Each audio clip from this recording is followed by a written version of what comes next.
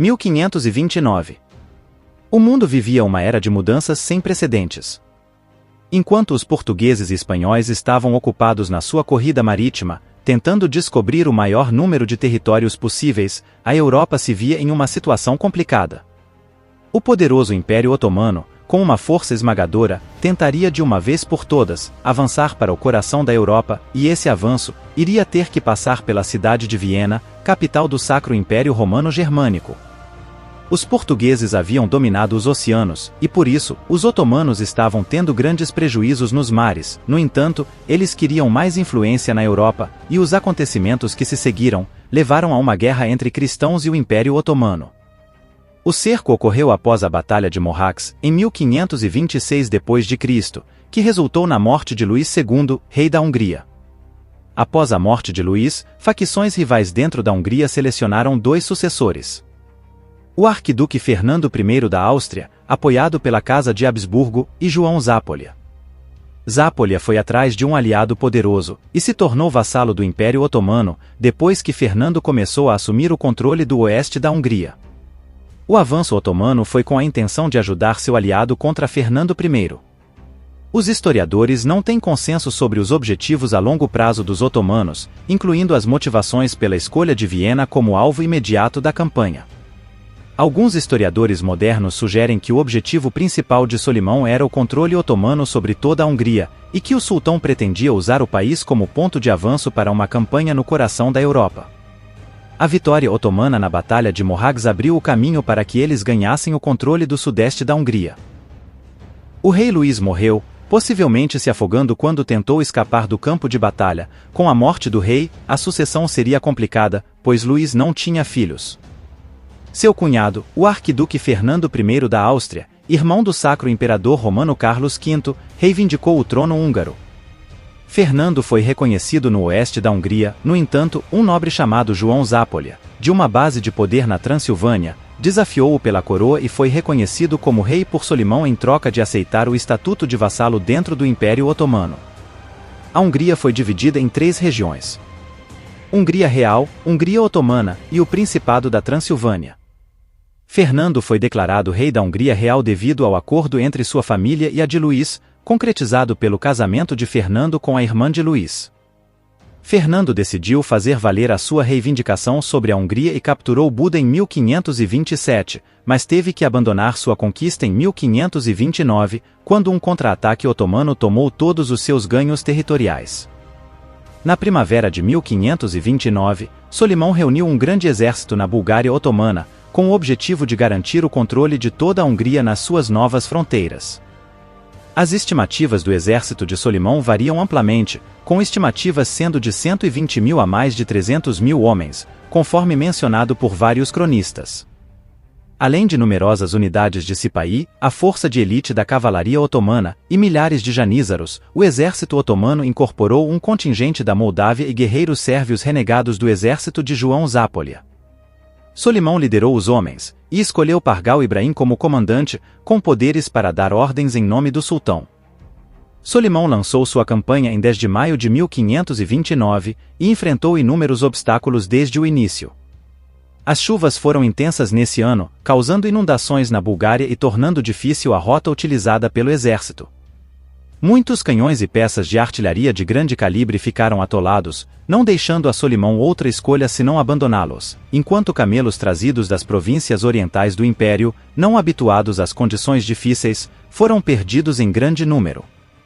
Doenças e problemas de saúde tornaram-se comuns entre os janízaros, ceifando muitas vidas ao longo da cruel jornada.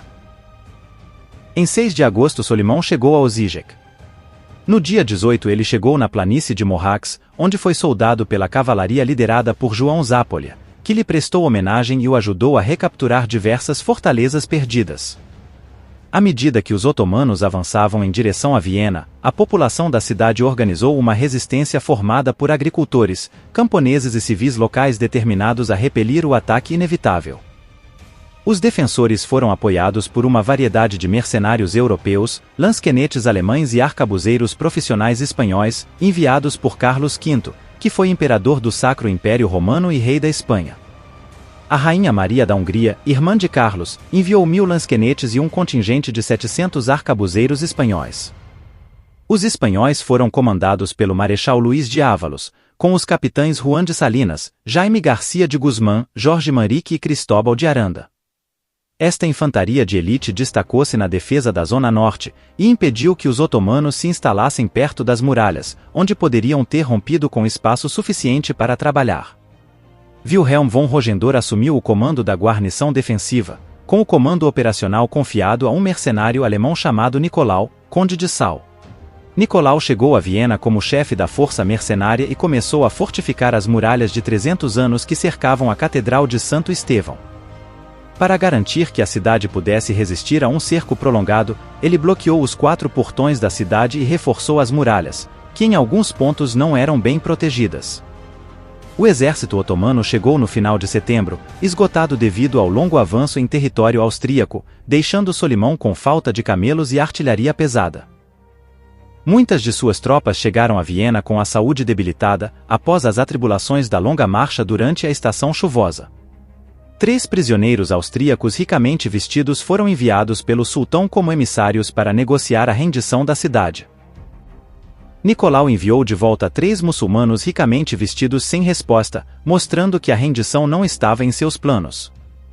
À medida que o exército otomano se posicionava, a guarnição austríaca lançou ataques para interromper a escavação de túneis abaixo das muralhas da cidade por sapadores otomanos. O próprio Pargal Ibrahim quase foi capturado numa das investidas dos defensores. As forças de defesa conseguiram destruir várias minas, atrasando o avanço otomano. No entanto, esses ataques renderam muitas baixas para os defensores. Em 11 de outubro a chuva estava muito forte, e, como os otomanos não conseguiram romper as muralhas, a perspectiva de vitória começou a desaparecer. Além disso, Solimão enfrentava uma escassez crítica de alimentos, água e outros suprimentos, enquanto as vítimas, as doenças e as deserções começavam a cobrar o seu preço.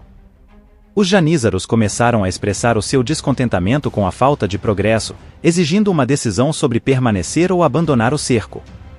Em 12 de outubro, os otomanos abriram uma brecha particularmente grande na muralha da cidade de Viena, que foi seguida pelo maior ataque otomano até o momento. Mesmo nessas batalhas, as tropas de assalto não conseguiram prevalecer e perderam 1.200 janízaros. Mais tarde naquela noite, o sultão convocou um conselho oficial em 12 de outubro para falar sobre o assunto. A decisão foi de que eles iriam tentar um grande ataque final a Viena, seria o famoso tudo ou nada. Um grande ataque então seria lançado. Em 14 de outubro o exército otomano fez seu último grande ataque, mas, apesar de recompensas extras terem sido oferecidas às tropas, eles foram repelidos, com os arcabuzes e as longas lanças dos defensores sendo decisivos.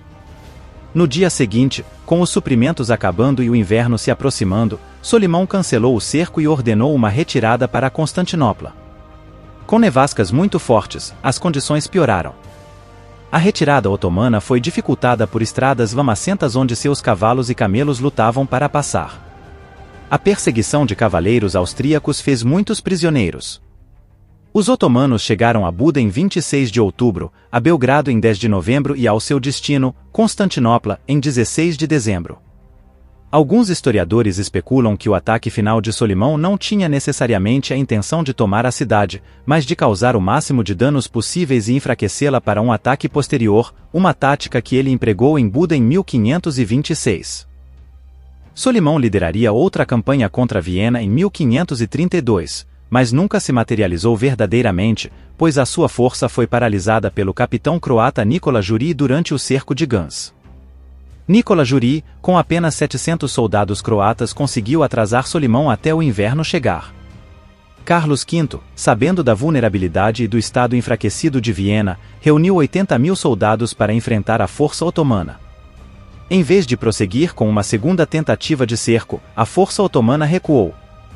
As duas campanhas rumo a Viena marcaram o limite extremo da capacidade logística otomana para colocar grandes exércitos nas profundezas da Europa Central na época.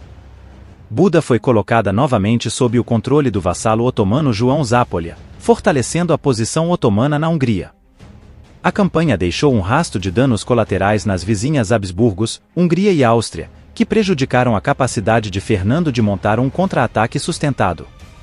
No entanto, Solimão não conseguiu forçar Fernando a enfrentá-lo numa batalha aberta, e, portanto, foi incapaz de fazer valer a sua reivindicação ideológica de superioridade sobre os Habsburgos. O ataque a Viena levou a uma reaproximação entre Carlos V e o Papa Clemente VII, e contribuiu para a coroação de Carlos como Sacro Imperador Romano pelo Papa em 24 de fevereiro de 1530. Essas invasões foram um momento de maior tensão na Europa em séculos. O Império Otomano representava uma força muito organizada e poderosa, lembrando muito o poder do antigo Império Romano. O fracasso do Cerco de Viena marcou o início de 150 anos de amarga tensão militar entre os Habsburgos e os otomanos, marcada por ataques recíprocos, e culminando num segundo Cerco de Viena em 1683, o mais famoso cerco da cidade, que ofuscou até mesmo o cerco de 1529, fazendo com que os defensores que salvaram a cidade no primeiro cerco fossem pouco lembrados na história.